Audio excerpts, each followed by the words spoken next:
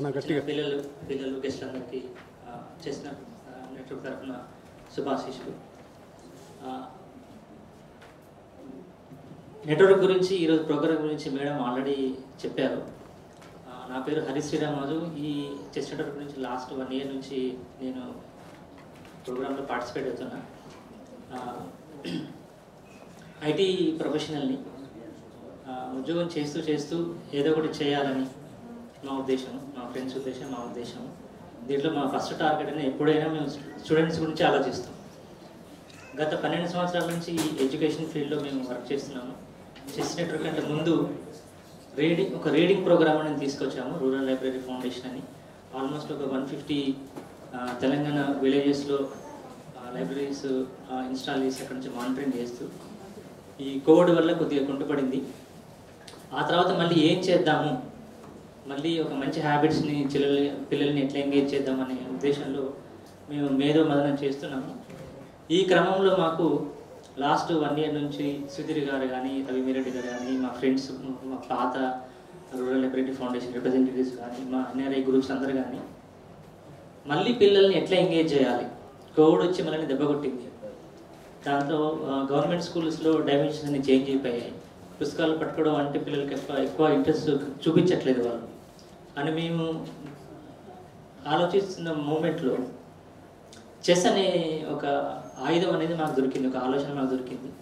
మాకు కేరళలో ఉన్న ఒక model villages, chess model villages, carrom model villages, ఈ కాన్సెప్ట్ వాళ్ళు ఆల్రెడీ ప్రూవ్ చేశారు. ఒక డిస్ట్రాక్ట్ అయిన విలేజ్ని, అడిక్షన్స్కు అలవాటు పడిన విలేజెస్ని ఒక గేమ్ ద్వారా వాళ్ళు ఊళ్ళో ఉన్న పెద్దలందరినీ, పిల్లలందరినీ ఒక తాటి మీద తీసుకొచ్చేసి ఆ వ్యసనాలని వాళ్ళు ఆల్రెడీ ఓవర్కమ్ చేశారు. ఆ కాన్సెప్ట్ని మేము మళ్ళీ తీసుకొని చెస్ అనే సింపుల్ టూల్ని ఒక ఆయుధంలాగా తీసుకొని మళ్ళీ మేము పిల్లల్ని ఎంగేజ్ చేద్దామనే ఉద్దేశంతో లాస్ట్ ఇయర్ నుంచి మళ్ళీ మేము ఆపరేషన్ స్టార్ట్ చేసాము. బేసిక్గా ఈరోజు విలేజ్లో మీరు చూడొచ్చు, పిల్లలంతా డిస్ట్రాక్షన్ కానీ, సోషల్ మీడియా ఇన్ఫ్లుయెన్స్ కానీ, మొబైల్ వాడకం కానీ, సబ్స్టాన్స్ అబ్యూస్ కానీ, డ్రగ్స్ కానీ, ఇవన్నీ చాలా బాధాకరంగా ఉంటుంది విలేజెస్లో పరిస్థితి చూస్తుంటే. సో వాళ్ళని చదువుకోమంటే, డైరెక్ట్ చదువుకోమంటే వాడు చదవడు. అది ఆల్రెడీ మేము చేసి కొద్దిగా ఎక్స్పీరియన్స్ ఉంది మాకు. సో ఒక యాక్టివిటీ బేస్డ్ మీద తీసుకోవడము అనేది చెస్ అనేది తీసుకొచ్చాము. ఇదేంటంటే ఎక్కువ ఇన్ఫ్రాస్ట్రక్చర్ అవసరం లేదు. చాలామంది మమ్మల్ని అడుగుతుంటారు, మీకు చాలా స్పోర్ట్స్ ఉన్నాయి కదా, మీకు వాలీబాల్ ఉంది, ఫుట్బాల్ ఉంది, కబడ్డీ, ఇవన్నీ చాలా స్పోర్ట్స్ ఉన్నాయి, చెస్ ఎందుకు తీసుకుంటున్నా అంటున్నారు. అంటే ఒక ఆర్గనైజేషన్ పరంగా ఒక పెనట్రేషన్ చేయడానికి ఇది సింపుల్ టూల్ అని మేము అనుకుంటున్నాం. మాకు ఒక 2 feet by 2 feet ఒక స్పేసు ఫ్లోర్ మీద కానీ, స్కూల్ వరండాలో కానీ, ఇంట్లో కానీ ఎక్కడైనా దొరికితే పొద్దునైనా పర్లేదు, రాత్రైనా పర్లేదు, తమ్ముడితోనైనా ఆడుకుంటాను, నేను చెల్లితోనే ఆడుకుంటాను, అమ్మతోనైనా ఆడుకుంటాను, పక్క ఆయనతోనైనా ఆడుకుంటాను. సో ఇది మాకు చాలా పవర్ఫుల్ టూల్ అనిపించింది పెనట్రేషన్ కోసం. సో అందుకని చెస్ అసలు సింపుల్ ఆయుధంగా మేము తీసుకొని మెయిన్ మా టార్గెట్ విలేజెస్లో ఉన్న స్టూడెంట్స్, విలేజెస్లో ఉన్న యూత్, వాళ్ళని టార్గెట్ చేస్తూ వాళ్ళ తల్లిదండ్రులు కానీ, పిల్లలు కానీ, మన పాత కాలంలో లేడీస్ కూడా ఆడుకునేవాళ్ళు వరండాల్లో, అష్టచమ్మ కానీ, పచ్చీస్ కానీ, ఇటు ఉంటుంది. This is all positive engagement. So we want to bring that culture back. So ఇప్పుడు మేము ఏమేం చేస్తున్నామంటే డైరెక్ట్గా పిల్లలకి విలేజ్లోకి వెళ్ళి వాటిని చేంజ్ చేయడం కష్టం కాబట్టి ఆ పిల్లల రిప్రజెంటేటివ్స్ మాకు ఎక్కడ దొరుకుతారు? కాలేజీలలో, యూనివర్సిటీలో దొరుకుతారు. విలేజ్ వచ్చిన బ్యాక్గ్రౌండ్లో వచ్చిన యూనివర్సిటీస్లో కానీ, కాలేజీలో కానీ దొరుకుతారు. దాని తర్వాత మాకు నాన్ రెసిడెంట్ విలేజెస్ అంటే విలేజ్లో చదువుకొని సిటీకి వచ్చి ఉద్యోగాలు చేస్తూ ఒక పొజిషన్లో ఉన్న వాళ్ళు దొరుకుతారు.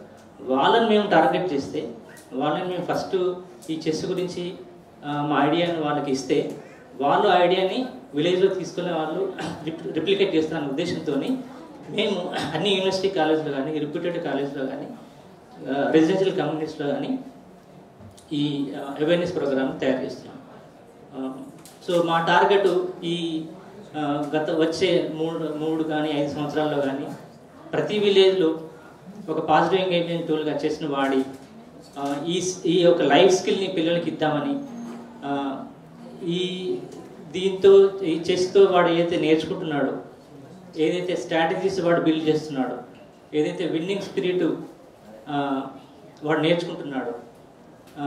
ఏదైతే ఒక దగ్గర కూర్చొని వాడుకున్న ప్రాబ్లమ్స్ని వాడు ఆలోచించుకోవడానికి చేసే గేమ్ ఏదైతే ఉపయోగపడుతుందో వాడి జీవితంలో వచ్చే పరిస్థితులన్నీ it can be family issue కానీ, ఫైనాన్షియల్ ఇష్యూ కానీ, హెల్త్ ఇష్యూస్ కానీ, వాడుకున్న విలేజ్లో కానీ వాడు ఒక దగ్గర కూర్చొని ఇండివిజువల్ కానీ యాజ్ ఎ గ్రూప్ కానీ కూర్చొని ఆలోచించి స్ట్రాటజైజ్ చేసి ఇంప్లిమెంట్ చేసి ఆ ప్రాబ్లమ్స్ సాల్వ్ చేసుకునే లైఫ్ స్కిల్ ఈ చెస్ ద్వారా ఇద్దామని, ప్రతి విలేజ్కి మేము వెళ్దామని 3 నుంచి 5 సంవత్సరాలు మా టార్గెట్. మాకు పాలమూరు ఎన్ఆర్ఐ వెంటనే దొరికారు. ఒక 10,000 చెస్ బోర్డ్స్ ఆల్రెడీ పాలమూరు చెందిన 5 జిల్లాల్లో వచ్చే 2 నెలల్లో మేము డిస్ట్రిబ్యూట్ చేస్తాం. థ్యాంక్ యూ అండి.